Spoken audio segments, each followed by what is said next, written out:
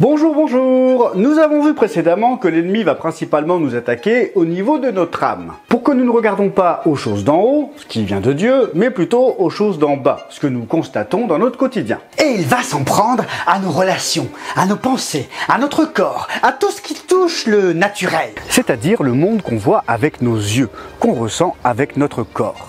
Quand on parle de l'ennemi, en général, on parle du diable, de Satan, le grand dragon, le serpent ancien, et toutes les puissances des ténèbres qui œuvrent pour la destruction. Pour éteindre la lumière et éviter que l'évangile soit proclamé. En fait, en tant que croyants, nous n'avons pas un, mais trois ennemis. Le diable, bien évidemment, mais aussi le monde et la chair. C'est ce que nous allons voir dans les prochains épisodes, mais pour aujourd'hui, je vous propose de regarder le monde.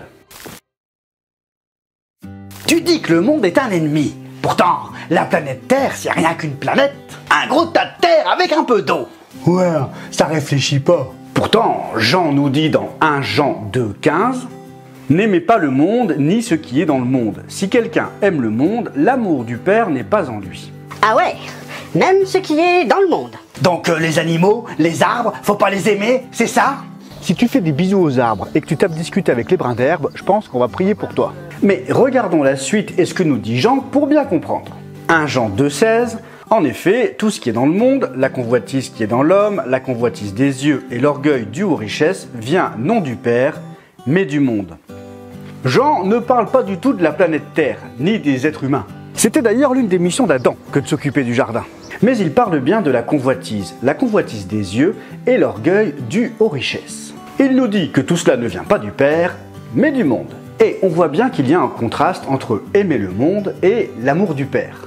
Aimer les richesses, avoir de la convoitise, ça ne colle pas bien avec l'amour du Père. Attends, c'est trop bizarre ton truc là, parce qu'à un moment donné, ce même Jean, dans son évangile, il va nous dire, Jean 3,16, Dieu a tant aimé le monde qu'il a donné son Fils unique. Comment Dieu peut tant aimer le monde au point de faire mourir son Fils, alors que d'un autre côté, si on aime le monde, l'amour du Père n'est pas en lui? Dieu, il est pas un peu bipolaire là?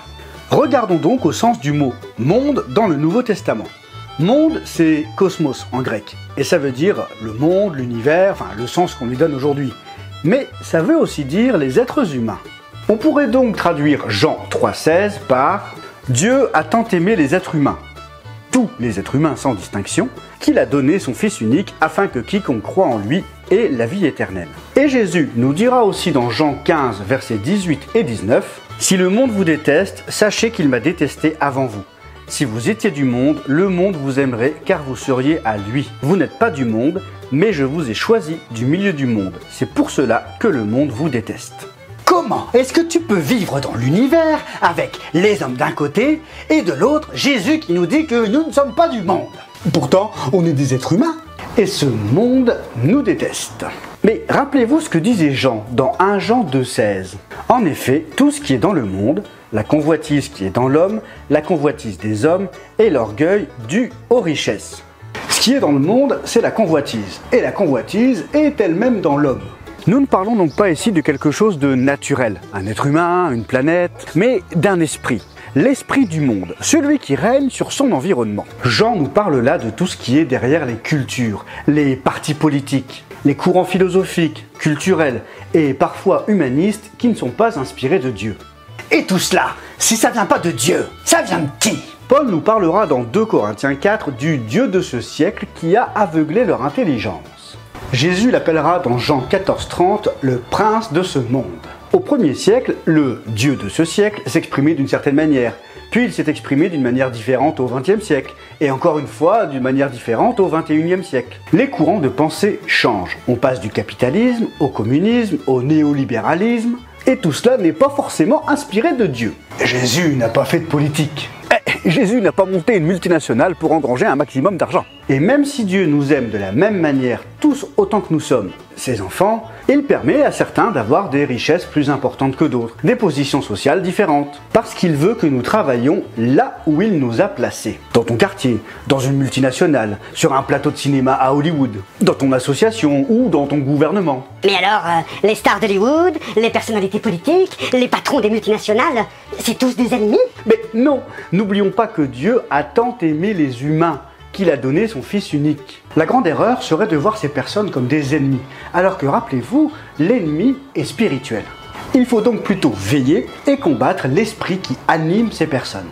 Jésus nous dit bien qu'il nous a choisis du milieu du monde. Ça veut dire qu'avant notre nouvelle naissance, nous étions dans le monde. Nous étions influencés par cet esprit. À vouloir amasser toujours plus de richesses, À rechercher la gloire des autres, à être reconnu, à être adoré, voire même devenir une référence. Mais Jésus nous a sortis de là. Jean 15, verset 19, « Vous n'êtes pas du monde, mais je vous ai choisi du milieu du monde, et c'est pour cela que le monde vous déteste. » Aujourd'hui, nous sommes différents, d'une nature nouvelle. Et oui, nous aimons les personnes, et logiquement, c'est l'esprit qui les anime que nous devrions combattre. Si cet esprit n'est pas l'esprit de Dieu, bien évidemment. J'aurais quelques petites questions pour conclure. Quelle est ta relation avec l'esprit du monde? Est-ce que, dans ce que tu fais, tu recherches la gloire des hommes ou la gloire de Dieu? Est-ce que tu veux à tout prix amasser toujours plus de richesses? Parfois, on peut facilement se laisser séduire par ce que nous fait miroiter le monde. En se laissant séduire, on peut facilement se laisser détourner de Jésus-Christ. C'est là que le combat commence. Est-ce qu'il n'y aurait pas une sorte de mondanité qui se serait installée dans nos vies ou dans certaines de nos églises?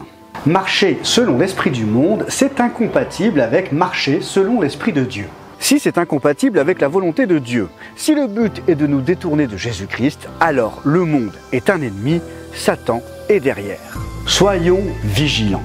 Prions Dieu qui nous envoie un esprit de discernement pour faire la part des choses de ce qui vient de lui et ce qui vient du monde. Soyez bénis.